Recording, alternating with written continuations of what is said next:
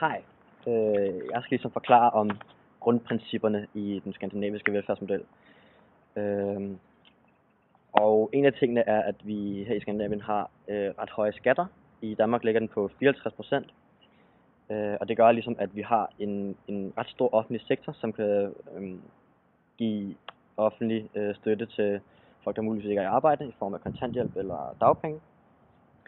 Derudover så har vi det, der hedder vores flexicurity-model, som vi har i vores fantastiske samfundsfastbog.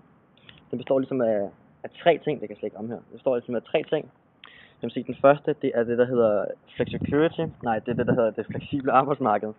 Som ligesom betyder, at firmaer nemt kan ansætte, men samtidig også fyre folk.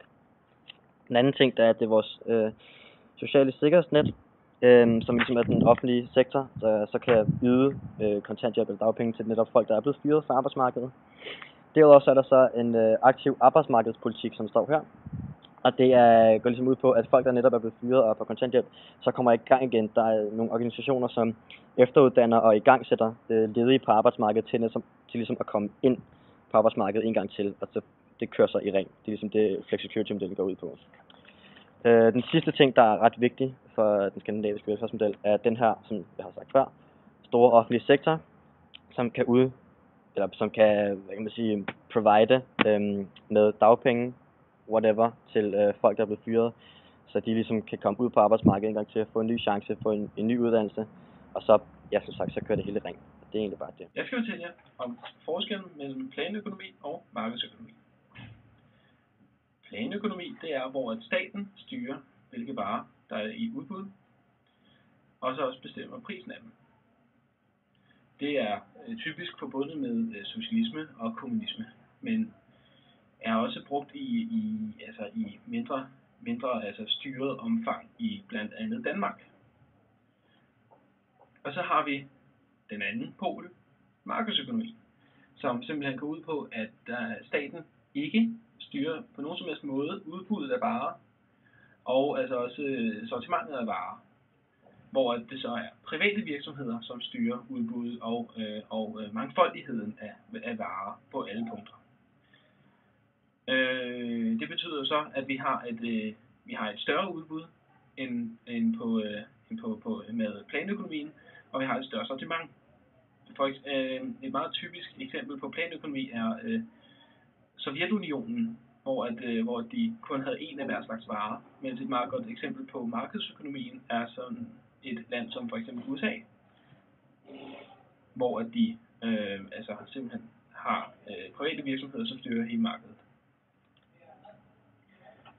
Nu vil jeg fortælle jer lidt om en person, der hedder Keynes. Keynes, han er en økonom fra det 20. århundredes USA, og han kom simpelthen med, det var efter børskrakket, Wall Street-krakket i 1929, hvor der var en masse virksomheder, der gik konkurs, og hvor USA og senere også Europa kom ud i en meget heftig lavkonjunktur.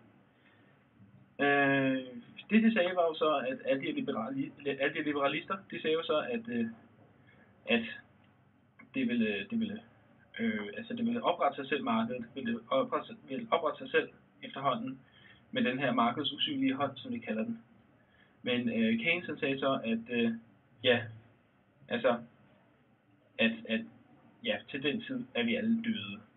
Så Keynes foreslog, at staten kunne gribe ind, simpelthen poste nogle penge ind i markedet, og så kom han også med den teori om, at at staten godt måtte have et underskud i lavkonjunkturtider, hvis det til gengæld havde et overskud i højkonjunkturtider.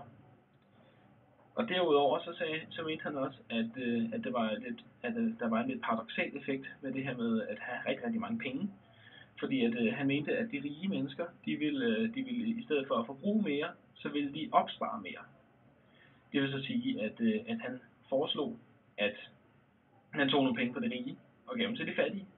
Det vil sige, at man beskattede de rige lidt mere med det, der hedder progressiv skat. Til gengæld beskattede man de fattige lidt mindre, og så indførte nogle basale overførselsindkomster. Ikke ligesom dem, vi har i Danmark, som er meget mere, hvad skal man kalde det, ikke udbredte, men der er flere penge i overførselsindkomsterne i Danmark, end der er i USA.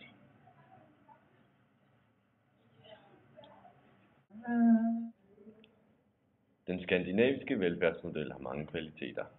Desværre lider den under økonomiske komplikationer. I september 2010 kom formandskabet for Det Økonomiske Råd med en artikel, hvori de kommenterede den økonomiske situation. Den viste blandt andet store underskud på de offentlige finanser. Det Økonomiske Råd foreslog markante nedskæringer på de offentlige udgifter, heriblandt afskaffelse af efterlønnen. Det berømte og beundrede skandinaviske velfærdssystem med dets solide fundament og plads til alle er ved at smuldre mellem hænderne på os, da Danmarks offentlige budget ikke længere kan bære den tunge byrde af offentlige ydelser. For Danmarks fremtid er det vigtigt at begrænse vores hidtidige serviceydelser. Dette skyldes blandt andet den voksende ældrebyrde, hvor der inden for de næste 10 år vil komme 250.000 flere ældre med behov for forsørgelse. Underskuddet på de offentlige finanser er en tikkende bombe. Noget skal ske. Det er tid til handling.